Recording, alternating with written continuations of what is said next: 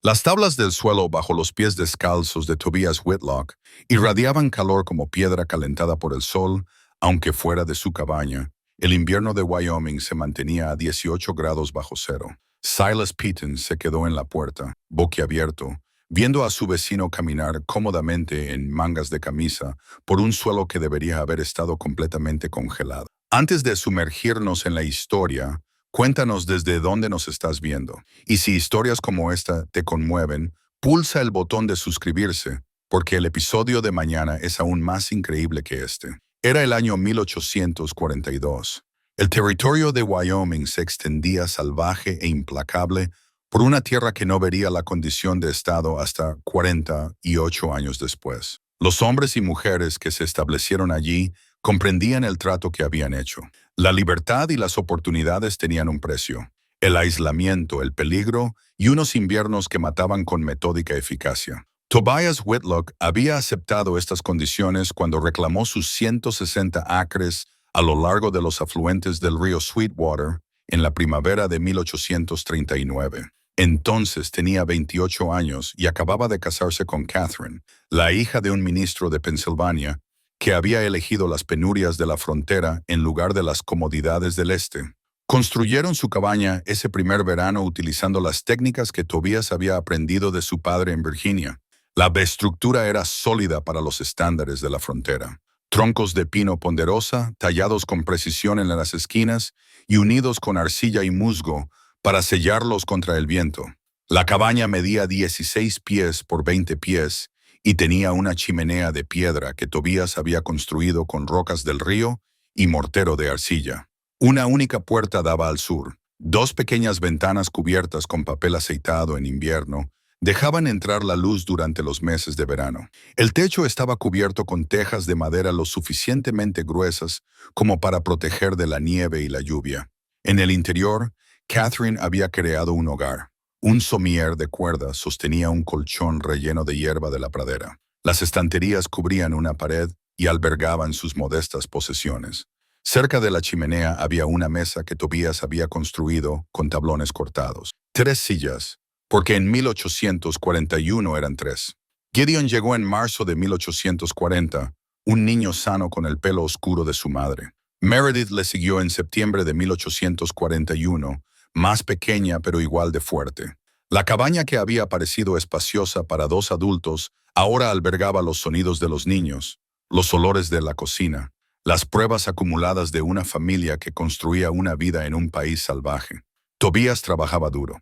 Había reclamado las tierras bajas cerca del río, un suelo en el que se podían cultivar trigo y verduras durante la corta temporada de cultivo. Cazaba alces y antílopes para complementar sus provisiones. Atrapaba castores y zorros y vendía las pieles en el puesto comercial que Owen Blackwood tenía a 40 millas al este. El trabajo era interminable, pero a Tobias le motivaba. Era competente, cuidadoso y lo suficientemente fuerte como para soportar las exigencias físicas de la agricultura fronteriza. Los 2 primeros inviernos habían sido soportables, fríos sin duda, pero Tobias mantenía la chimenea encendida y Catherine era experta en la cocina. Comidas que estiraban sus provisiones. Tenían suficiente leña apilada contra la pared norte de la cabaña para aguantar los meses de frío. Los niños estaban sanos. La vida era dura, pero buena. El invierno de 1842 comenzó con normalidad. Octubre trajo las primeras nevadas. En noviembre, las temperaturas bajaron de forma constante. Tobias se preparó, como siempre, asegurándose de que tuvieran suficientes provisiones, leña, y que la cabaña estuviera bien aislada contra el frío que se avecinaba. No tenía motivos para pensar que este invierno fuera a ser diferente de los 2 anteriores. Se equivocó. Diciembre llegó con temperaturas que bajaron por debajo de cualquier cosa que Tobias hubiera experimentado en Wyoming. El frío bajaba del norte en oleadas, cada una más fría que la anterior. A mediados de diciembre, las temperaturas matutinas se mantuvieron en 20 grados bajo cero. A finales de diciembre, el termómetro que Tobias tenía fuera de la puerta registró 32 grados bajo cero durante 3 mañanas consecutivas. Dentro de la cabaña, Tobias mantenía la chimenea encendida constantemente. Echaba leña al fuego cada 2 horas, día y noche. El fuego rugía llenando completamente la cámara de combustión de piedra y enviando calor a la única habitación de la cabaña. Cerca de la chimenea, el aire era lo suficientemente cálido como para que Catherine pudiera cocinar sin su chal, pero a 1 metro del fuego, la temperatura bajaba notablemente. En los rincones más alejados de la cabaña, su aliento formaba nubes en el aire. El suelo era lo peor. A pesar del fuego rugiente, el suelo de tierra compacta permanecía helado. Tobías podía sentir el frío irradiando a través de sus botas. Por la noche, cuando Catherine acostaba a los niños, apilaba todas las mantas que tenían sobre el armazón de cuerda, tratando de crear calor a través de las capas. Gideon y Meredith dormían juntos para compartir el calor corporal. Catherine se acostaba entre ellos y la pared exterior de la cabaña, utilizando su cuerpo para bloquear el frío que se filtraba a través de los troncos, a pesar del shed. Tobias apenas dormía. Mantenía el fuego durante toda la noche, añadiendo leña cada vez que las llamas disminuían. Veía a su familia temblar bajo las mantas y se sentía impotente. El fuego hacía todo lo que debía. El problema era que el calor subía. El aire más cálido de la cabaña se acumulaba cerca del techo y luego se escapaba por pequeños huecos en el tejado. El aire más frío se asentaba a nivel del suelo, donde sus hijos intentaban dormir. El 4 de enero de 1843, Meredith se despertó con tos. Por la noche tenía fiebre. Catherine la mantuvo cerca del fuego, pero la niña temblaba sin control. Gideon desarrolló la misma tos 2 días después. Tobias cabalgó a través del frío brutal para buscar suministros en el puesto comercial de Blackwood. Regresó con las medicinas disponibles, remedios básicos que podrían ayudar o no servir de nada. Catherine dio a los niños té de corteza de sauce y los mantuvo lo más cerca posible del fuego, sin ponerlos en peligro. Durante 3 días pareció que Meredith se recuperaría. La fiebre le bajó el 7 de enero, pero Gideon empeoró.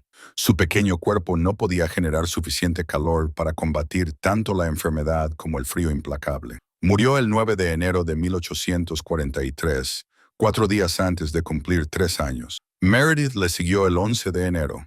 Catherine, debilitada por el dolor y el agotamiento, desarrolló neumonía el 13 de enero. Aguantó 5 días. Tobias enterró a su esposa el 18 de enero en un terreno que tuvo que descongelar con fuego antes de poder cavar. La cabaña aún conservaba las posesiones de su familia, pero ya no albergaba vida. El fuego seguía ardiendo, llenando el espacio con un calor que se elevaba inútilmente hacia el techo, mientras el suelo permanecía helado. Tobias pasó la semana posterior al entierro de Catherine en un estado que los vecinos describieron más tarde como peligroso. No comía, mantenía el fuego, pero no parecía darse cuenta de si ardía con fuerza o se enfriaba. A.M.T.T. Pritchard pasó por allí el 23 de enero y encontró a Tobias sentado inmóvil en el suelo, cerca de la chimenea, mirando fijamente las llamas. A.M.T.T. intentó hablar con él. Tobias no respondió. Otros colonos lo visitaban periódicamente. Le traían comida que él no comía. Le ofrecían su simpatía, que él no reconocía. Supusieron que el dolor había roto algo fundamental en la mente de Tobias Whitlock. En parte tenían razón. El dolor lo había destrozado. Pero lo que creció en los lugares rotos no fue la locura, fue la obsesión. Tobias no podía dejar de pensar en el calor. Se tumbaba en el suelo helado de su cabaña y sentía el frío que se irradiaba a través de la tierra compacta hacia su cuerpo. Miraba el fuego que ardía en la chimenea de piedra y veía cómo el calor se elevaba hacia el techo, hacia el cielo, hacia nada útil. Su familia había muerto a 3 metros de un fuego, lo suficientemente caliente como para cocinar carne y hervir agua. Habían muerto porque el calor subía y ellos vivían abajo. La injusticia de ello lo consumía. Durante la 3ª semana de febrero, Tobias comenzó a moverse. Empezó estudiando su chimenea con la intensidad de un hombre que intenta memorizar las escrituras. Observó cómo las llamas extraían el aire de la cabaña y lo enviaban por la chimenea. Puso la mano cerca de la piedra y sintió cómo ésta absorbía el calor y luego lo irradiaba a la habitación. Se subió al techo y examinó la chimenea, observando cómo el calor se escapaba al aire invernal. Comenzó a hacer preguntas que nadie podía responder. ¿A dónde iba el calor después de salir por la chimenea? ¿Se podía capturar? ¿Se podía redirigir? ¿Se podía utilizar antes de que se escapara al cielo? La mayoría de los colonos, cuando se enfrentaban a cabañas frías, simplemente quemaban más leña. Tobías comenzó a preguntarse si el problema no era la cantidad de calor, sino el camino que tomaba. El calor subía porque el aire caliente era más ligero que el aire frío. Era una ley natural, inmutable. Pero, ¿y si se pudiera obligar al calor a desplazarse horizontalmente antes de subir? ¿Y si se pudiera hacer que pasara por el suelo antes de escapar?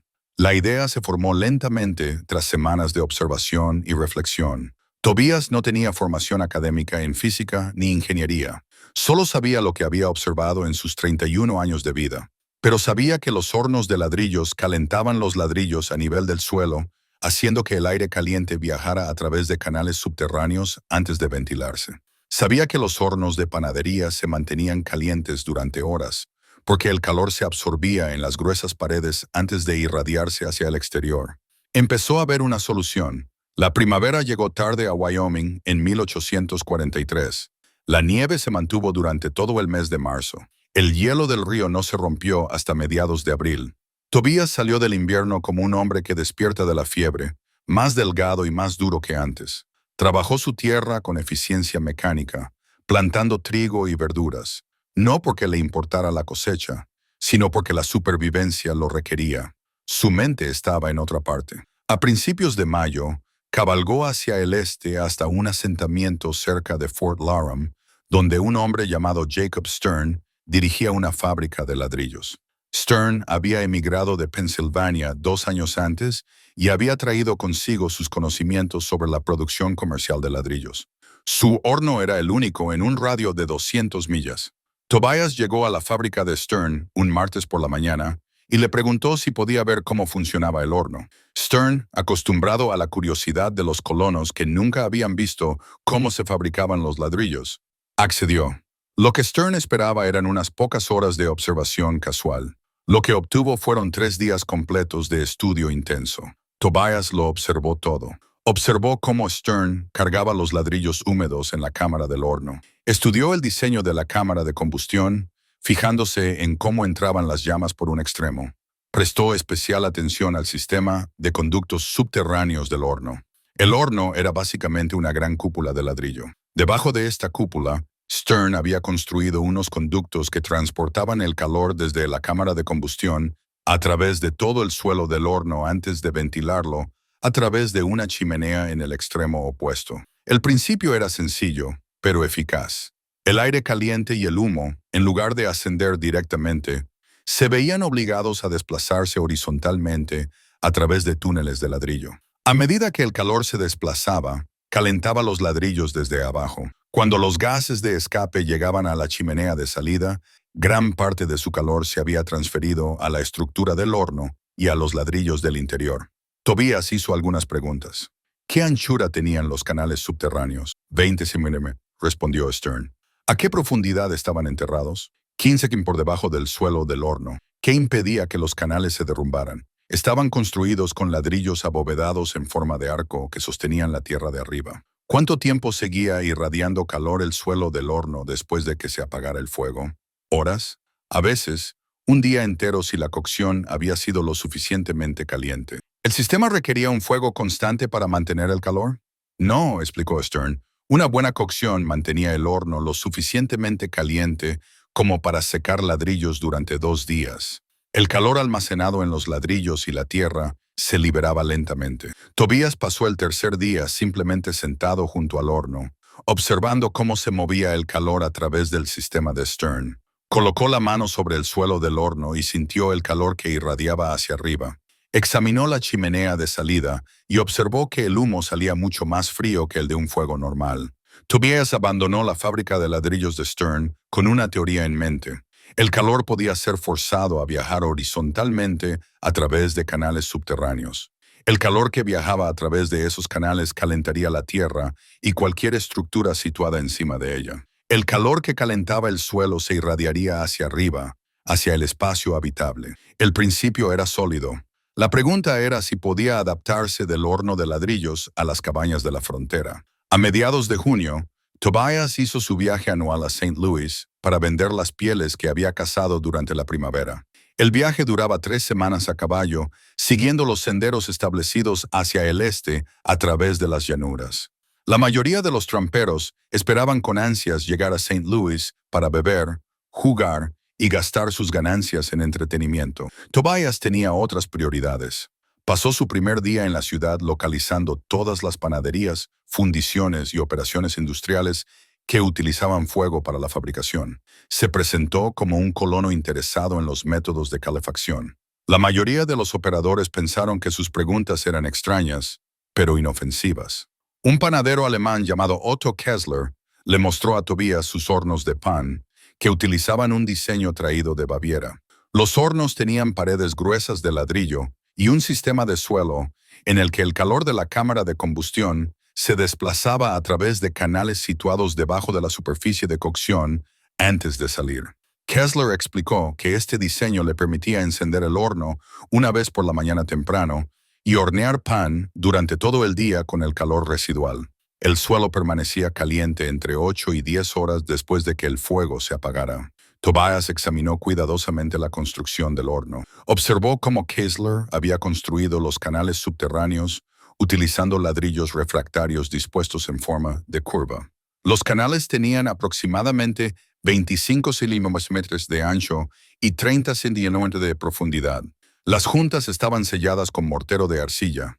Por encima de los canales, una capa de arena proporcionaba aislamiento y distribuía el calor de manera uniforme por todo el suelo de cocción. En una fundición cerca de la ribera del río, Tobias observó a los trabajadores verter hierro fundido. No le interesaba el trabajo con el metal en sí, sino cómo la fundición gestionaba la distribución del calor. La instalación utilizaba un sistema de ladrillos refractarios que transportaba el aire caliente de los hornos a través del edificio antes de ventilarlo al exterior.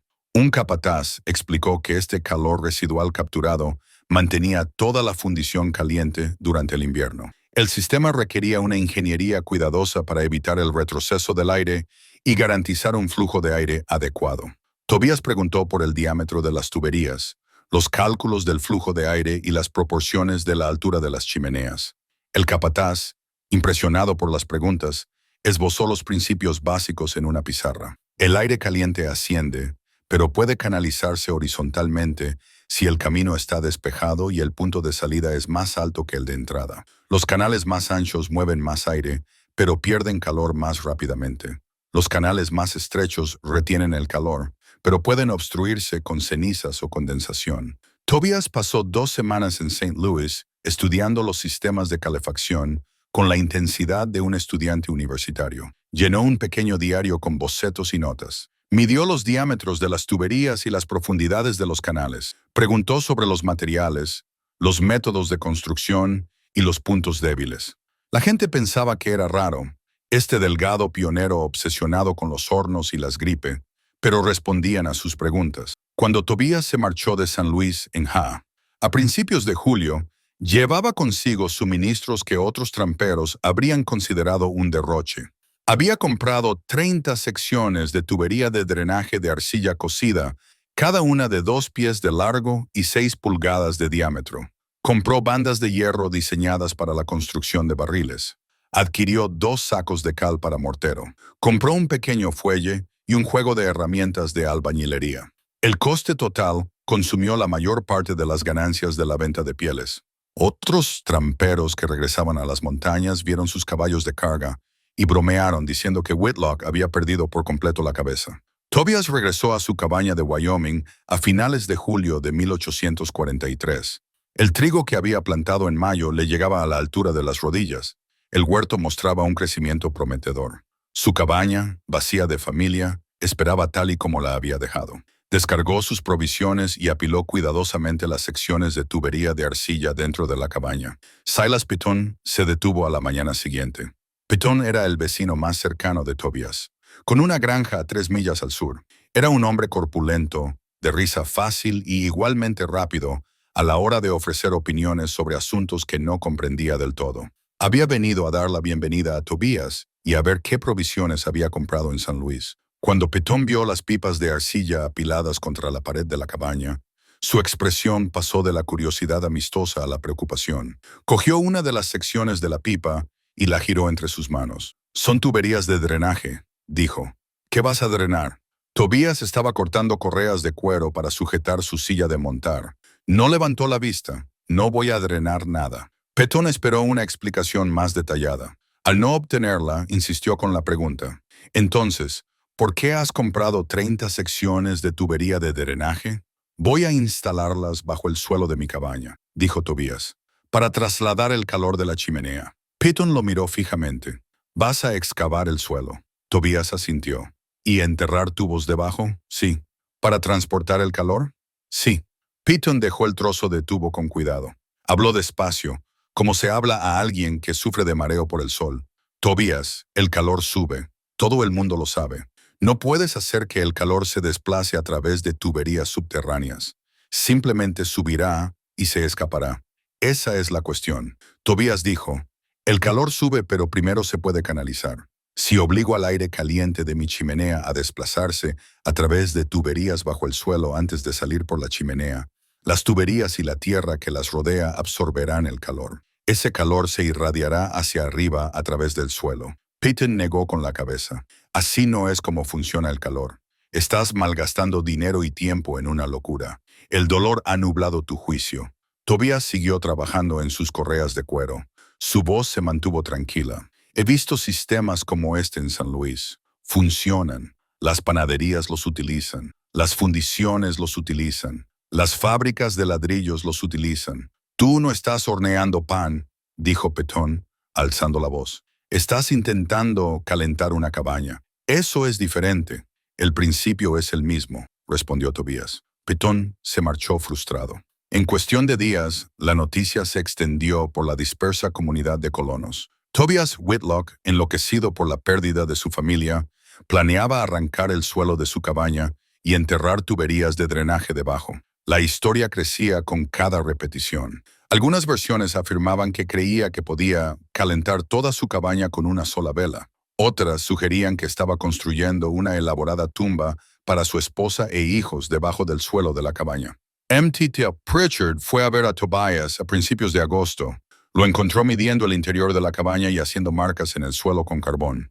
M.T.T. le preguntó amablemente si realmente había pensado bien lo que estaba planeando. Tobias le mostró el diario de St. Louis, lleno de bocetos y cálculos. Le explicó la física de la transferencia de calor, la masa térmica y el calentamiento radiante. M.T.T. escuchó educadamente, pero siguió sin estar convencido.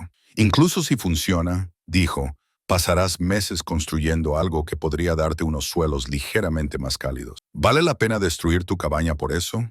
Si evita que otra familia más pase frío, dijo Tobias en voz baja. Entonces, sí. El 15 de agosto de 1843, Tobias Whitlock comenzó a desmantelar el suelo de su cabaña. El suelo era de tierra compactada, alisada y endurecida por 3 años de uso. Catherine lo había barrido a diario. Los niños habían jugado en su superficie.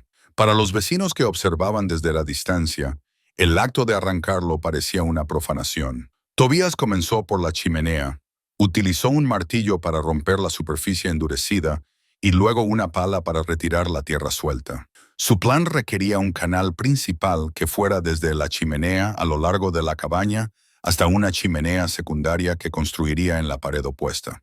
Este canal principal tendría 6 metros de largo. Desde este canal principal, cavaría 4 ramificaciones laterales, cada una de las cuales se extendería 4 metros hacia los lados de la cabaña. El patrón se asemejaría a un árbol con la chimenea como raíces y ramas que esparcirían el calor por todo el suelo. El trabajo era brutal. La tierra bajo el suelo de la cabaña era densa, llena de rocas que había que sacar una a una. Tobías trabajó desde el amanecer hasta el anochecer, avanzando lentamente. Después de 3 días, había excavado una zanja de 30 centímetros de profundidad y 25 centímetros de ancho, que se extendía unos 80 metros desde la chimenea. Silas Petón se detuvo el 4.º día. Se quedó en la puerta, mirando el suelo destrozado, los montones de tierra, el interior destruido. Esto es una locura, dijo. Tenías una cabaña funcional, ahora tienes una obra en construcción. El invierno llegará en 3 meses, y si no terminas, entonces dormiré en una cabaña con zanjas en el suelo, dijo Tobias, sin dejar de excavar. Petón se marchó, sacudiendo la cabeza. Esa noche, E.M.T. Pritchard llegó con su esposa, Mary. Trajeron una cesta con comida y su sincera preocupación. Mary miró la destrucción y comenzó a llorar en silencio. Tobías, dijo, esto no es sano. Estás destrozando tu hogar. Tienes que parar y pensar con claridad. Estoy yo pensando con claridad, dijo Tobías. Por primera vez desde enero, estoy pensando con claridad. Pero lo estás destruyendo todo, protestó MTT. La cabaña estaba bien. No estaba bien, dijo Tobias con voz más dura. Era una trampa mortal. Parecía un refugio, pero mató a mi familia de todos modos. No dejaré que mate a nadie más. Los Pritchard se marcharon preocupados. La noticia se extendió.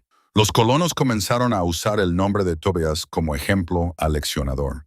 El dolor puede quebrantar la mente de un hombre, decían. Mirad a Whitlock destrozando su propio suelo porque no puede aceptar que el invierno mató a su familia. A principios de septiembre, Tobías había completado el canal principal y dos de los ramales laterales.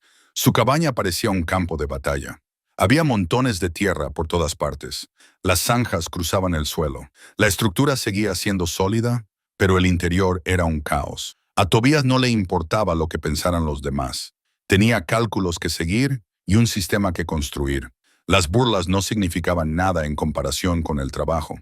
Tobías trabajaba basándose en principios que había observado más que en conocimientos formales de ingeniería. Entendía que el aire caliente solo viajaría a través de sus canales subterráneos si se daban ciertas condiciones. La chimenea de salida tenía que ser más alta que la entrada de la chimenea. Los canales tenían que inclinarse gradualmente hacia arriba para evitar que el aire se acumulara. El diámetro de la tubería tenía que equilibrar el flujo de aire con la retención de calor.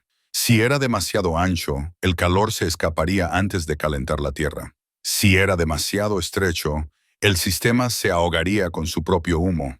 Calculó el diámetro óptimo de la tubería mediante pruebas y observaciones. En el horno de ladrillos de Stern, los canales subterráneos tenían 20 centímetros de ancho. Los hornos de la panadería de Kessler utilizaban canales de 25 centímetros. Ambos sistemas movían grandes volúmenes de aire caliente rápidamente. La cabaña de Tobias era más pequeña. Necesitaba que el calor se moviera lentamente, transfiriendo el calor a la tierra circundante antes de salir. Se decidió por tubos de 15 centímetros de diámetro. Las secciones de arcilla que había comprado en St. Louis se ajustaban perfectamente a esta especificación. El cálculo de la pendiente requería más reflexión. Tobias sabía que el agua fluiría a través de un tubo con una pendiente de 1 pulgada por cada 10 pies. El aire caliente era más ligero que el agua y más propenso a ascender. Calculó que podía utilizar una pendiente más suave, quizás 1 pulgada por cada 20 pies. Su canal principal recorría 20 pies desde la chimenea hasta la salida. Una elevación de 1 pulgada en esa distancia crearía un tiro suficiente sin que el aire circulase demasiado rápido. Midió y marcó el suelo de la cabaña en consecuencia. Las ramificaciones laterales presentaban un problema diferente. Estos canales se extenderían perpendicularmente al tronco principal, llevando el calor hacia los lados de la cabaña, pero terminarían en tapas cerradas, no en salidas. ¿Viajaría el aire caliente por canales sin salida? Tobías razonó que sería impulsado por la presión del aire detrás de él y por el hecho de que los extremos cerrados serían más cálidos que el aire exterior, creando una circulación convectiva. La tierra que rodeaba estos canales ramificados absorbería el calor y lo irradiaría hacia arriba. Decidió que los canales de las ramas debían ser ligeramente más estrechos que el tronco principal para ralentizar el movimiento del aire y aumentar la transferencia de calor. Utilizaría secciones de 5 pulgadas de diámetro para las ramas laterales. La profundidad del enterramiento era muy importante. Si se enterraban los tubos a poca profundidad, el calor se escaparía demasiado rápido a través del suelo de la cabaña, lo que podría hacer que la superficie se calentase demasiado. Si se enterraban a demasiada profundidad, la tierra aislaría los tubos, impidiendo que el calor llegase al espacio habitable. El horno de Stern enterraba los canales a 15 centímetros por debajo de la superficie del suelo. Los hornos de Kessler utilizaban 20 centímetros. Tobias se decantó por un término medio y decidió cubrir los tubos con 18 centímetros de tierra.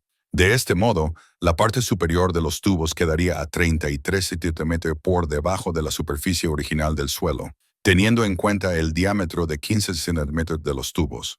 La chimenea de salida requería una ubicación cuidadosa. Tobias planeó construirla en la pared norte de la cabaña, frente a la chimenea.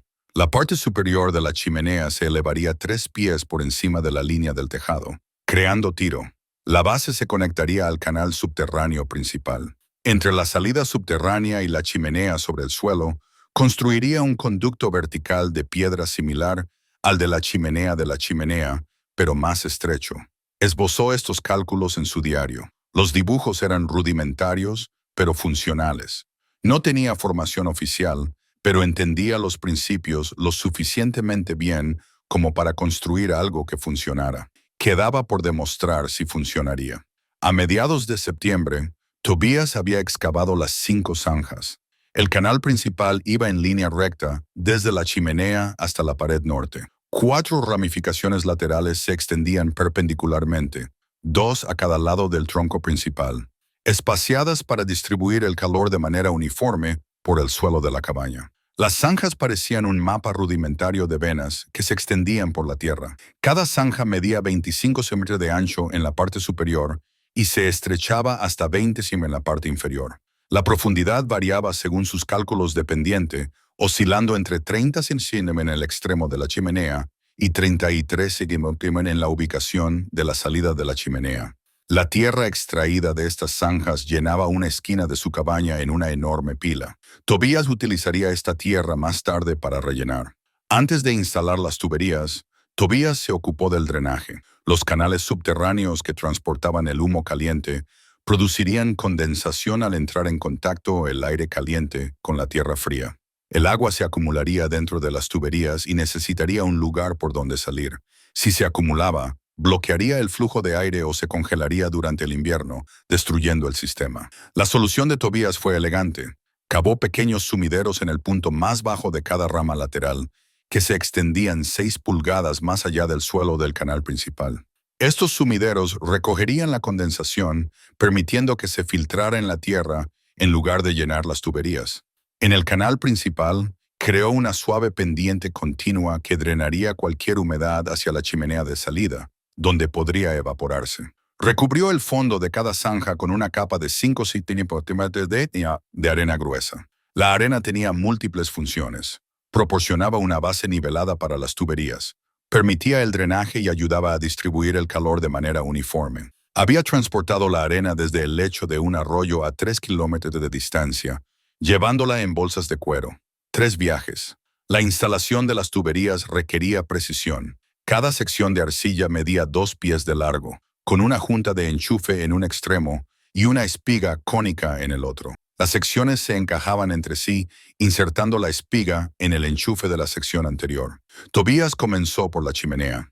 Había modificado la cámara de combustión, creando una abertura en la parte trasera, en la parte baja y a un lado, donde se conectaría la primera sección de la tubería. Construyó un collar de arcilla alrededor de esta abertura, creando una transición sellada entre la cámara de combustión y la tubería. La primera sección de la tubería se inclinaba ligeramente hacia abajo al salir de la chimenea, comenzando la pendiente gradual hacia la salida. Tobias encajó la segunda sección en la primera, comprobando cuidadosamente la alineación. Las juntas debían sellarse para evitar fugas de aire. Mezcló mortero con arcilla, cal y arena fina, creando una pasta espesa. Rellenó cada junta con este mortero, alisándolo cuidadosamente. El aire que se escapaba por los huecos reduciría la eficiencia del sistema y podría llenar la cabaña de humo. Cada sección debía estar perfectamente alineada. Tobias utilizó un nivel y una regla, ajustando la posición de los tubos en el lecho de arena hasta que la pendiente coincidiera con sus cálculos. El trabajo fue lento. Al final del primer día de instalación, solo había colocado 8 secciones que cubrían 16 pies del canal principal. Los 4 pies restantes se conectarían a la chimenea de salida, que aún no había construido. Tobias pasó la semana siguiente completando la instalación de los tubos. El canal principal requería 15 secciones para abarcar desde la chimenea hasta la pared norte. Cada junta se selló con su mortero de arcilla y cal. Dejó que el mortero se secara durante un día completo antes de continuar, asegurándose de que cada conexión fuera sólida. Las ramificaciones laterales eran más complejas. Cada ramificación requería 6 secciones de tubería para extenderse 2-4 metros desde el tronco principal, pero las ramificaciones no extraían el aire directamente de la chimenea. En su lugar, Tobias creó aberturas en la tubería del tronco principal, cortando cuidadosamente ranuras en las secciones de arcilla donde se conectarían las ramificaciones. Estas aberturas tenían 10 centímetros de diámetro, lo suficientemente pequeñas como para mantener un buen flujo de aire en el canal principal y permitir que el aire caliente se derramara en las ramificaciones laterales. Cortar las tuberías de arcilla sin romperlas requería paciencia. Tobias utilizó una pequeña sierra para metales, trabajando lentamente para marcar la arcilla antes de golpear suavemente con un mazo para romperla. Creó 4 aberturas para las ramas espaciadas uniformemente a lo largo del tronco principal. En cada abertura, construyó una amplia unión utilizando arcilla y mortero para conectar el tubo de la rama al canal principal. Los tubos de las ramas se extendían hacia afuera y terminaban en tapas de arcilla que él mismo había fabricado. Estas tapas sellaban los extremos de las ramas y permitían que el calor se irradiara a través de la arcilla hacia la tierra circundante. Las bandas de hierro que había comprado en St. Louis sirvieron de refuerzo en las uniones críticas. Tobias envolvió las bandas alrededor de las conexiones en Yi-Il, donde las ramas se unían al tronco principal, y luego las fijó con alambre. Las bandas evitaban que las uniones de arcilla moldeadas a mano se agrietaran bajo la tensión térmica cuando se calentaban. El aire comenzó a fluir a través del sistema. A finales de septiembre, todas las tuberías estaban instaladas. La red subterránea yacía completa en sus zanjas, esperando ser enterrada. Tobias realizó una prueba antes de rellenar. Encendió un pequeño fuego en la chimenea y observó el comportamiento del humo. Al principio el humo simplemente subía por la chimenea principal como siempre, pero cuando bloqueó parcialmente la chimenea principal con una tabla, obligando al aire a buscar otra vía, el humo comenzó a fluir hacia el canal subterráneo. No podía ver el humo en las tuberías enterradas, pero se dirigió a la pared norte, donde se construiría la chimenea de salida. El humo salió por el extremo abierto de la tubería, lo que confirmó que el aire circulaba por todo el sistema. La prueba reveló un problema. El humo también se escapaba por varias juntas donde el mortero no había sellado completamente. Tobias pasó 2 días reparando estas fugas, aplicando mortero adicional y dejando que se secara. Volvió a hacer la prueba. Esta vez, el humo fluyó por el canal subterráneo sin fugas significativas. Satisfecho con las tuberías, Tobias comenzó a rellenar. No se limitó a verter tierra en las zanjas. En su lugar, utilizó arena para cubrir los primeros 10 cm directamente sobre las tuberías. La arena conduce el calor mejor que la tierra arcillosa y no retiene la humedad contra las tuberías de arcilla. Por encima de la capa de arena, volvió a colocar la tierra original, apisonándola firmemente, pero sin compactarla demasiado para no impedir la radiación de calor. El proceso de relleno duró una semana entera. Tobias trabajó metódicamente, rellenando cada zanja por capas y apisonando la tierra para evitar que se asentara. Dejó pequeñas trampillas de acceso en 3 lugares. Estas trampillas eran simples cajas de madera hundidas en el suelo con tapas extraíbles. Le permitían inspeccionar las tuberías y despejar cualquier obstrucción sin excavar todo el suelo. A principios de octubre, el suelo de la cabaña estaba restaurado. La superficie tenía casi el mismo aspecto que antes de que Tobias comenzara su proyecto, aunque ligeramente más alta debido a la infraestructura de tuberías añadida debajo. Tobias alisó la tierra, humedeciéndola y apisonándola hasta que se endureció.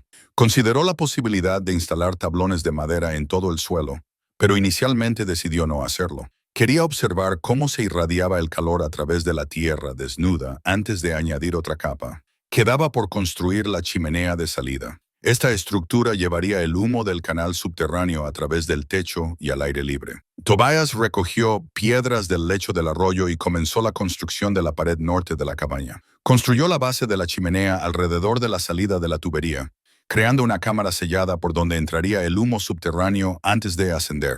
El interior de la chimenea medía 20 centímetros cuadrados, más pequeño que la chimenea principal de la chimenea, pero adecuado para el volumen reducido de humo después de que el calor se hubiera extraído bajo tierra. Construyó la chimenea utilizando la misma técnica de rocas de río y mortero de arcilla que había utilizado para la chimenea. La estructura se elevaba a través de la pared de la cabaña, lo que le obligó a hacer un agujero en los troncos. Selló cuidadosamente alrededor de la mampostería para evitar corrientes de aire. La chimenea continuaba por la pared exterior y se extendía 90 centímetros por encima de la línea del techo. En la parte superior, creó una sencilla tapa para evitar que entrara la lluvia y permitir que saliera el humo. La construcción duró 5 días. Cuando terminó, Tobías tenía 2 chimeneas en su cabaña, la chimenea principal de la chimenea en la pared sur y la nueva chimenea de salida en la pared norte. A los vecinos que pasaban ocasionalmente por allí, la configuración de doble chimenea les parecía extraña e innecesaria. El elemento final fue un sistema de reguladores. Tobías necesitaba controlar la cantidad de humo que pasaba por los canales subterráneos frente a la cantidad que se escapaba directamente por la chimenea principal de la chimenea. Fabricó una sencilla placa de hierro que podía deslizarse a lo largo de la garganta de la chimenea principal, bloqueándola parcialmente y forzando a más humo a entrar en el sistema subterráneo. La placa se podía ajustar desde el interior de la cabaña con una barra de hierro. Cuando estaba completamente abierta, el sistema funcionaba como una chimenea normal. Cuando estaba parcialmente cerrada, forzaba la mayor parte del humo a pasar por su red subterránea de distribución de calor. El 12 de octubre de 1843, Tobias Whitlock se paró en su cabaña reconstruida y observó lo que había creado. El suelo parecía normal. La chimenea parecía no haber cambiado, excepto por una pequeña abertura en la parte trasera donde se conectaban las tuberías. La chimenea de salida se elevaba en la pared norte, funcional y debidamente sellada. Todo el sistema estaba completo. Aún se desconocía si funcionaría tal y como se había teorizado.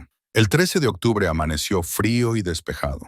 Las temperaturas nocturnas habían bajado a 20 de Celsius. Dentro de la cabaña, Tobías podía ver su aliento en el aire quieto. No había encendido el fuego desde que completó el sistema, ya que quería empezar con una prueba completa en lugar de ensayos graduales. Se preparó cuidadosamente, limpió las cenizas de la cámara de combustión e inspeccionó el mecanismo del regulador de tiro por última vez. Comprobó el exterior de la chimenea de salida, asegurándose de que no hubiera residuos que bloquearan la abertura. Abrió las pequeñas trampillas de acceso del suelo para observar directamente las tuberías subterráneas. Todo parecía estar listo. A media mañana, Tobias encendió el fuego. Empezó con leña y ramas pequeñas, avivando las llamas antes de añadir madera más grande. El fuego prendió fácilmente. El humo subió por la chimenea principal como siempre. La cabaña comenzó a calentarse de la forma habitual, con el calor irradiando desde la cámara de combustión hacia el área inmediata.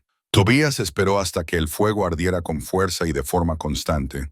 Entonces alcanzó la varilla del regulador y cerró lentamente la garganta de la chimenea principal hasta la mitad. El efecto fue inmediato. El humo que había estado subiendo libremente ahora encontraba resistencia. Se arremolinaba en la cámara de combustión, buscando escapar.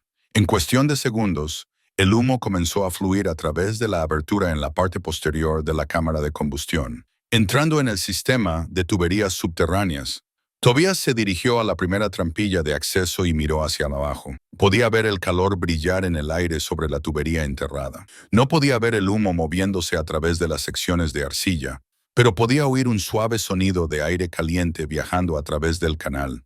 Caminó hacia la pared norte, donde se elevaba la chimenea de salida. El humo emergía de la parte superior, fluyendo constantemente hacia arriba. El sistema funcionaba. El aire caliente de la chimenea recorría 6 metros a través de las tuberías subterráneas antes de salir al exterior. Tobías cerró aún más la compuerta, forzando más humo a entrar en el sistema subterráneo. El fuego respondió ardiendo con más intensidad, aspirando con más fuerza el aire a través de la chimenea restringida. Encontró un punto de equilibrio en el que la compuerta estaba cerrada 3/4. Con este ajuste, la mayor parte del humo se desplazaba por el subsuelo, mientras que una cantidad suficiente escapaba por la chimenea principal para evitar que se acumulara en la cabaña. Mantuvo el fuego durante toda la tarde, añadiendo leña regularmente. Después de 2 horas, se arrodilló y puso la palma de la mano sobre el suelo de la cabaña. La tierra estaba notablemente caliente, no lo suficiente como para quemarse, pero claramente más caliente de lo que había estado. Comprobó diferentes lugares. Justo encima del canal principal, el suelo estaba más caliente. Por encima de las ramificaciones laterales, el calor era menos intenso, pero seguía presente. En las zonas sin tuberías debajo, el suelo seguía frío. Al anochecer, la diferencia de temperatura era notable.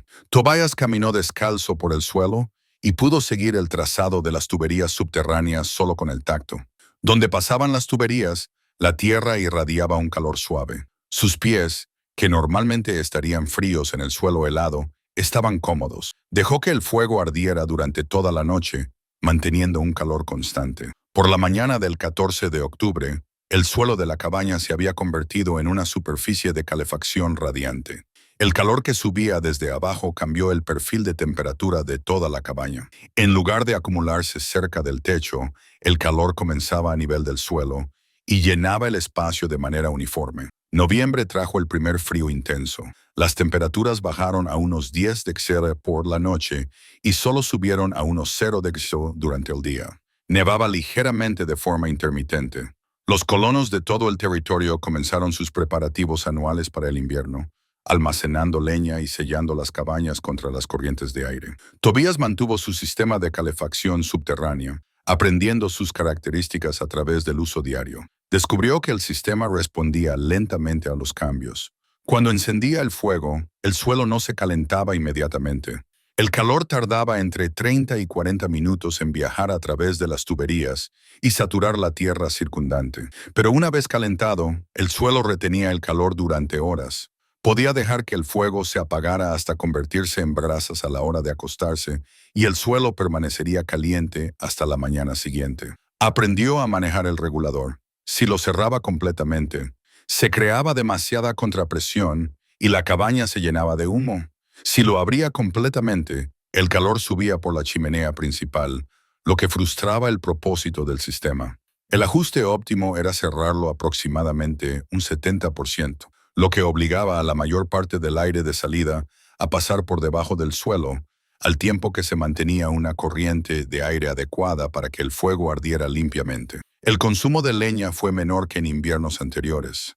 La eficiente captación de calor significó que Tobías quemó aproximadamente un 30% menos de leña para mantener temperaturas agradables.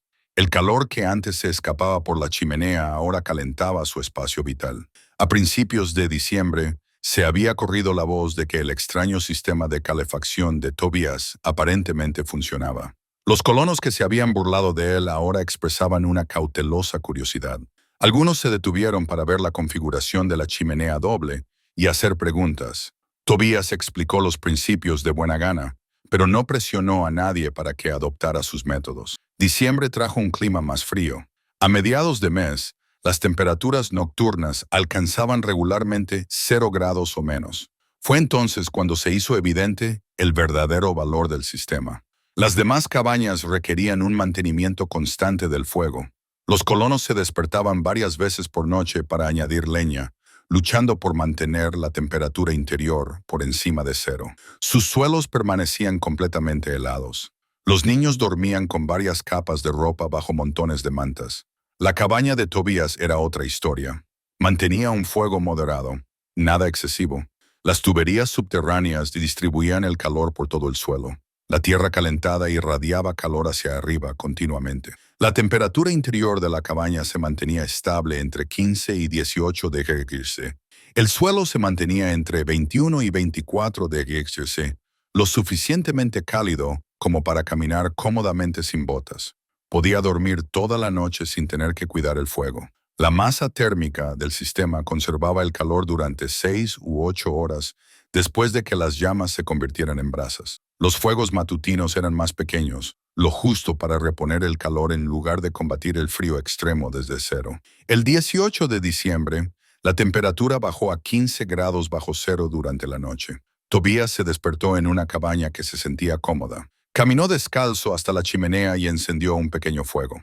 En una hora, la cabaña estaba lo suficientemente cálida como para trabajar en mangas de camisa. Afuera, el invierno de Wyoming mantenía la tierra en un frío brutal. Adentro, Tobias vivía en condiciones que habrían parecido imposibles el año anterior. Su familia había muerto en temperaturas como estas.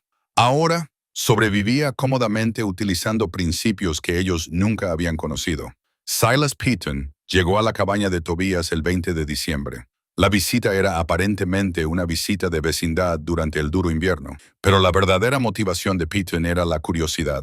Había oído informes de otros colonos sobre la cálida cabaña de Whitlock. Necesitaba ver por sí mismo si las historias eran ciertas o exageradas. Piton llamó a la puerta y entró cuando Tobias le invitó a pasar. La diferencia le impactó de inmediato. Afuera, la temperatura se mantenía en 10 grados bajo cero. Piton llevaba un abrigo grueso de lana, un gorro de piel, guantes gruesos y botas aislantes. Tenía la cara roja por el frío. Su aliento formaba densas nubes en el aire helado.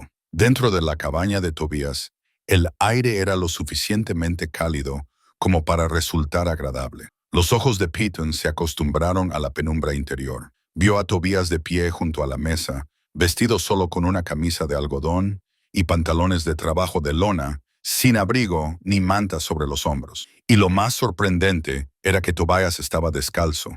Piton se quedó mirando los pies descalzos de Tobias en el suelo de la cabaña. «¿Cómo es que no te congelas?», dijo. La pregunta salió más brusca de lo que pretendía, impulsada por una confusión genuina. Tobias señaló la chimenea, donde ardía un modesto fuego. «El suelo está caliente», dijo simplemente. «Camina sobre él». Piton no se movió inmediatamente. La afirmación le parecía imposible. Los suelos de las cabañas en invierno estaban helados. Todo el mundo lo sabía. «No se puede tener suelos calientes en diciembre», pensó Piton. Tobias cruzó la cabaña, moviendo sus pies descalzos con normalidad sobre el suelo de tierra. Se detuvo cerca de Piton. «Toca el suelo. Compruébalo tú mismo». Piton dudó, luego se quitó un guante y se arrodilló. Colocó la palma de la mano sobre el suelo de tierra compacta. La superficie estaba caliente, no ligeramente caliente, ni tibia, sino genuinamente caliente, como una piedra calentada por el sol en verano. Se desplazó a otro lugar y volvió a tocarla. Caliente. Caminó hasta la esquina más alejada y la probó. Seguía caliente, aunque ligeramente menos intensa que cerca de la chimenea. Se levantó lentamente, tratando de conciliar la evidencia física con su comprensión de cómo funcionaban las cabañas. «Esto no es posible», dijo. «El calor sube. Los suelos no pueden estar calientes». «El calor viaja por debajo del suelo antes de subir», explicó Tobias. «Las tuberías que enterré transportan el aire caliente de la chimenea a través de la cabaña y lo expulsan por la chimenea norte. A medida que el aire caliente viaja bajo tierra, calienta la tierra. La tierra calentada irradia calor hacia arriba». Piton miró el suelo con una nueva comprensión. «Todo el suelo está calentado». «La mayor parte», confirmó Tobias. «Las zonas situadas directamente sobre las tuberías son las más cálidas, pero el calor se propaga por la tierra, por lo que todo el suelo se mantiene por encima de 0 grados». Piton se quitó el otro guante y el abrigo grueso. El calor de la cabaña hacía innecesaria la ropa de invierno. Se sentó en la silla de Tobias, aún procesando lo que estaba experimentando. «Tenías razón», dijo Piton en voz baja. «Me burlé de ti. Les dije a los demás que te habías vuelto loco, pero esto funciona. De verdad que funciona». Tobias echó un leño al fuego. El fuego era pequeño en comparación con las llamas rugientes que mantenían la mayoría de los colonos. «Quemo menos leña que tú», dijo Tobias, «y estoy más caliente». La cabaña de E.M.T.T. Pritchard se encontraba a 4 millas al noreste de las tierras de Tobias. E.M.T.T. vivía allí con su esposa Mary y sus 3 hijos, Samuel, de 8 años, Rebecca, de 6, y Thomas, de 3. La familia se había establecido en Wyoming 2 años antes y había sobrevivido adecuadamente a un invierno. El invierno actual estaba resultando más difícil. A principios de enero de 1844, los 3 hijos de Pritchard estaban enfermos, no gravemente, pero sufrían de tos persistente y fiebre baja que no remitía. Mary los mantenía constantemente cerca del fuego, pero la temperatura de la cabaña apenas superaba los 0 grados, excepto a pocos metros de las llamas. Los niños dormían juntos, bajo todas las mantas que tenía la familia, pero se despertaban cada mañana temblando y sintiéndose muy mal. EMTT quemaba leña frenéticamente, alimentando el fuego día y noche. La leña que había almacenado cuidadosamente estaba desapareciendo más rápido de lo que había planeado. Al ritmo de consumo actual, se quedaría sin leña a finales de febrero, lo que significaba que le quedarían 6 semanas de invierno sin combustible suficiente. El 7 de enero, la tos de Rebecca empeoró significativamente. Desarrolló fiebre alta y comenzó a tener dificultades para respirar. Mary le dio té de corteza de sauce y la mantuvo envuelta en mantas cerca del fuego, pero el estado de la niña empeoró. El 9 de enero, EMTT se enfrentó a la realidad de que su hija podría morir si las condiciones no cambiaban. Esa mañana, cabalgó hasta la cabaña de Tobias en medio de un frío glacial. Llegó a media mañana y llamó urgentemente a la puerta. Tobias abrió la puerta y vio inmediatamente la expresión desesperada de EMTT. «Rebecca está muy enferma», dijo Emmett sin preámbulos. «No consigue entrar en calor. Nuestra cabaña está helada por mucha leña que queme. Necesito ayuda». Tobias lo invitó a pasar. MT entró en un espacio cálido que le dio ganas de llorar. El contraste entre su gélida cabaña y el confortable espacio de Tobias era devastador. «Necesito que me enseñes», dijo Emmett. «Necesito construir lo que tú has construido. No me importa si lleva semanas. No me importa si la gente piensa que estoy loco. Mis hijos están sufriendo». Tobias no lo dudó. «Empezaremos hoy», dijo. La construcción llevaría tiempo. EMT no lo tenía si Rebecca estaba gravemente enferma. Tobias tomó una decisión rápida. «Trae a tu familia aquí», dijo. «Pueden quedarse en mi cabaña mientras construimos tu sistema de calefacción. Tus hijos estarán calientes y seguros. Mary se quedará con Rebecca aquí. Trabajaremos en tu cabaña durante las horas diurnas». El alivio de EMT era evidente. En 2 horas, la familia Pritchard se había trasladado a la cabaña de Tobias.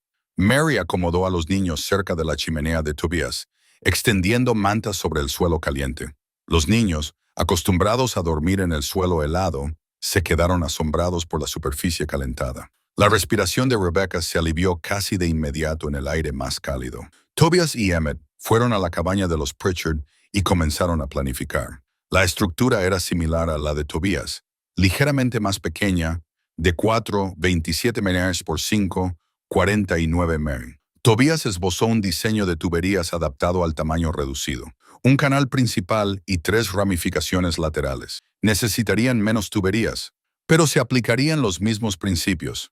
El invierno avanzó a lo largo de enero y febrero de 1844, con un frío brutal que puso a prueba la preparación y la determinación de todos los colonos. La familia Pritchard se mantuvo sana en su cabaña recién climatizada. Rebecca se recuperó por completo en las 2 semanas siguientes a la finalización del sistema. Otros niños de la zona no tuvieron tanta suerte. La neumonía y otras enfermedades relacionadas con el frío se propagaron por las granjas dispersas, cobrándose vidas con sombría regularidad. A finales de febrero, 9 colonos se habían detenido en la cabaña de Tobias para preguntarle sobre su sistema de calefacción. La mayoría acudía con vacilación, avergonzados por sus burlas anteriores, pero impulsados por una necesidad genuina. Tobias los recibió sin juzgarlos y les explicó los principios con paciencia. Les mostró la disposición de las tuberías, les demostró el mecanismo del regulador y les explicó el proceso de construcción. Algunos tomaron notas, otros simplemente observaron y hicieron preguntas. En marzo, cuando el tiempo comenzó a suavizarse ligeramente, se inició la construcción de 4 nuevos sistemas de calefacción subterráneos. Tobias ayudó en lo que pudo, ofreciendo consejos y, en ocasiones, prestando herramientas. Cada constructor adaptó el diseño básico a las dimensiones específicas de su cabaña y a los materiales disponibles. Un trampero llamado William Foster construyó su sistema utilizando troncos huecos en lugar de tuberías de arcilla, sellándolos con brea y arcilla. El sistema funcionaba adecuadamente, aunque no tan eficientemente como la arcilla cocida. Un colono noruego llamado Henrik Larsson creó una variante que utilizaba un único canal espiral largo en lugar del patrón ramificado que había diseñado Tobias. El suelo de Larsson se calentaba de forma menos uniforme, pero requería menos materiales. El principio importante, la distribución del calor a través de canales subterráneos, demostró ser adaptable a diferentes implementaciones. Silas Peyton comenzó su construcción a principios de abril. Acudió primero a Tobias, literalmente con el sombrero en la mano, y se disculpó formalmente por sus burlas y sus dudas. Tobias aceptó la disculpa sin más, y pasó 3 días ayudando a Peyton a excavar zanjas y planificar la disposición de las tuberías. La cabaña de Peyton era más grande que la mayoría, por lo que requería una red de canales más extensa. La construcción duró 5 semanas, pero produjo resultados excepcionales. En mayo, 7 cabañas del territorio de Wyoming contaban con sistemas de calefacción subterránea. La noticia se extendió más allá de la zona inmediata. Los tramperos y comerciantes llevaron las historias de los suelos cálidos de Whitlock a otros asentamientos. Algunos oyentes descartaron los relatos por considerarlos exagerados. Otros archivaron la información para tenerla en cuenta en el futuro. Owen Blackwood, que regentaba el puesto comercial a 40 millas al este, escuchó múltiples versiones de la historia de diferentes fuentes. En junio, se dirigió a la cabaña de Tobias específicamente para investigar. Blackwood era un hombre de negocios práctico. Se dedicaba al comercio de suministros e información, siempre en busca de oportunidades. Examinó cuidadosamente el sistema de Tobias, le hizo preguntas detalladas sobre los materiales y los métodos de construcción, y analizó la física con auténtico interés. Esto podría cambiar la forma de construir en la frontera, dijo Blackwood. El invierno mata a más colonos que los indios o los accidentes. Un sistema de calefacción que funcione realmente podría salvar vidas. Tobias estuvo de acuerdo, pero no mostró ambiciones comerciales. Había construido su sistema para sobrevivir, no para obtener beneficios. Blackwood vio otras posibilidades.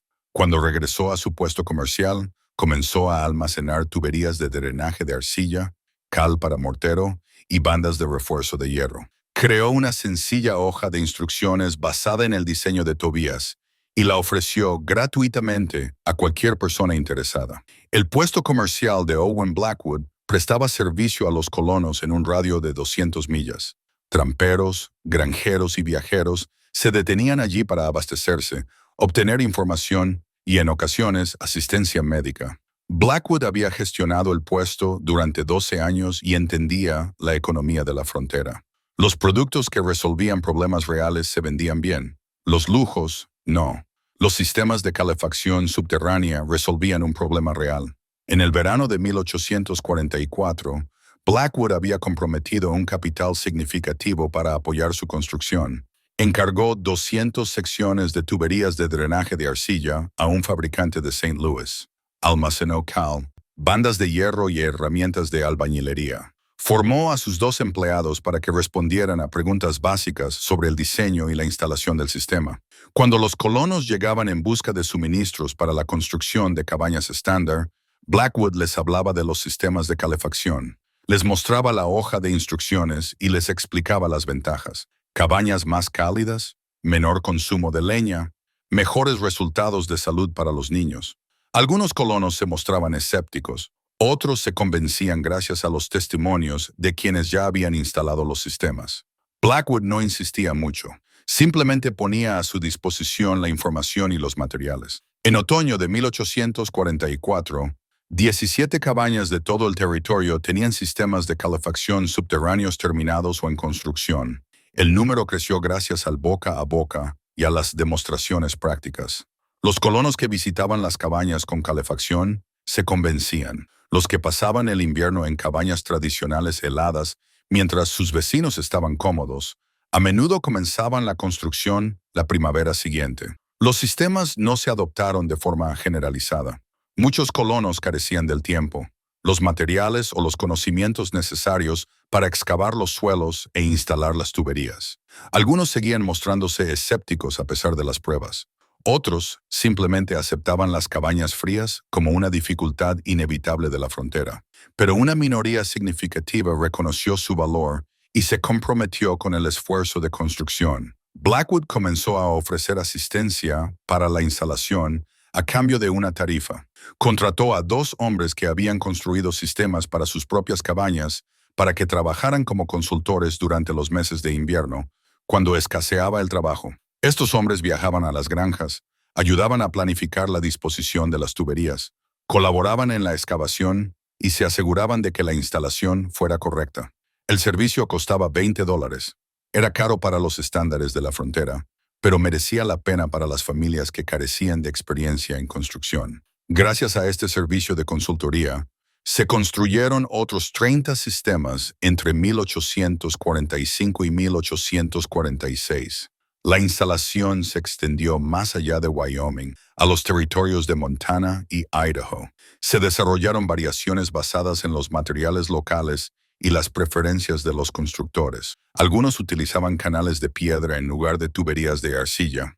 Otros crearon sistemas con colectores centralizados que alimentaban múltiples zonas del suelo. Algunos constructores ambiciosos crearon cabañas de 2 pisos con calefacción por suelo radiante en ambos niveles. El principio básico se mantuvo constante: capturar el calor residual de las chimeneas y los hogares, conducirlo a través de canales subterráneos y calentar el suelo desde abajo. La ingeniería era tan sencilla que los constructores competentes podían implementarla sin conocimientos especializados. En 1847, Blackwood estimó que más de 80 cabañas en la región norte de las Montañas Rocosas utilizaban calefacción subterránea. Es probable que el número real fuera mayor, ya que muchos constructores crearon sistemas sin comprar materiales en su puesto comercial. La innovación se había extendido de forma orgánica, impulsada por usuarios satisfechos y demostraciones prácticas. Tobias Whitlock nunca se volvió a casar. Vivió solo en su cabaña durante 6 años más después de completar el sistema de calefacción. Continuó con la caza y la agricultura, manteniendo una existencia solitaria pero funcional. Los vecinos seguían mostrándole respeto, pero se mantenían distantes. Tobias había cambiado tras la muerte de su familia, volviéndose más callado y retraído. La energía obsesiva que había impulsado su innovación se desvaneció una vez que el sistema estuvo completo y probado. En 1849, Tobias vendió su tierra de Wyoming a una joven pareja de Ohio. Les explicó cuidadosamente el funcionamiento de los sistemas de calefacción, les mostró las trampillas de acceso y el mecanismo de los reguladores, y les proporcionó instrucciones detalladas para su mantenimiento. La pareja, agradecida por la mejora de la cabaña, se ofreció a pagar un extra por la instalación. Tobias rechazó el dinero adicional. El sistema formaba parte de la cabaña. No era un producto independiente. Se mudó al oeste, al territorio de Oregón, buscando distancia para que los recuerdos no se desvanecieran. Compró tierras en el valle de Willamette y construyó una pequeña casa, de construcción estándar y sin calefacción subterránea. El clima de Oregón era más suave que el de Wyoming. No eran necesarios sistemas de calefacción extremos. Vivió allí tranquilamente hasta su muerte en 1868, a los 57 años. Sus vecinos de Oregón lo conocían como un hombre reservado que se dedicaba a la agricultura con competencia y era muy reservado. Pocos sabían de sus años en Wyoming o de la innovación que había desarrollado. Pero en Wyoming, Montana, Idaho y más allá, las cabañas con suelos cálidos seguían sirviendo a las familias durante los duros inviernos. En 1850, los sistemas eran tan comunes que ya no parecían nada extraordinario. Los nuevos colonos que llegaban al territorio a menudo encontraban cabañas ya equipadas con calefacción subterránea y asumían que se trataba de una construcción estándar en la frontera. La técnica se conoció con varios nombres. Algunos las llamaban suelos Whitlock, en honor a Tobias. Otros utilizaban términos como cabañas con conductos enterrados o calefacción por suelo radiante. Algunos colonos afirmaban haber inventado los sistemas de forma independiente y quizá algunos lo habían hecho mediante descubrimientos paralelos. La atribución específica importaba menos que la realidad práctica. Los niños dormían calientes en las noches de invierno. Las familias sobrevivían al frío que las habría matado en las cabañas tradicionales. Las reservas de leña duraban más, lo que reducía la desesperada recolección de combustible que había consumido tanto trabajo en la frontera. Los sistemas no eran perfectos. Las tuberías se rompían ocasionalmente y requerían reparación. Algunas instalaciones estaban mal diseñadas y funcionaban de forma inadecuada. Algunas cabañas sufrieron incendios en las chimeneas cuando los constructores no sellaron correctamente las juntas.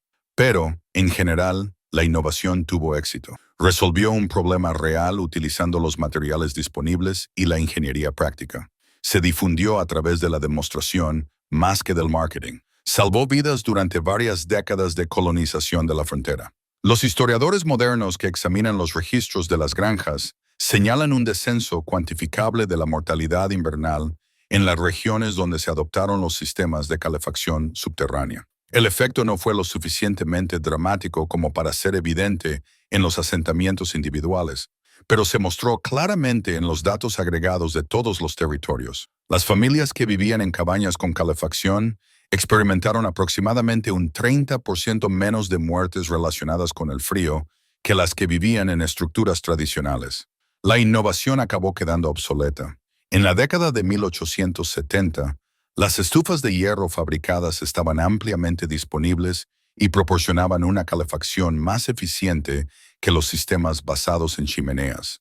En la década de 1890, muchas cabañas fronterizas fueron sustituidas por casas de madera con calefacción moderna. Los sistemas de tuberías subterráneas se abandonaron gradualmente a medida que las antiguas cabañas se deterioraban o se derribaban. Pero el principio que Tobias Whitlock había demostrado seguía siendo válido. El calor residual podía captarse y redistribuirse. Los suelos podían calentarse desde abajo.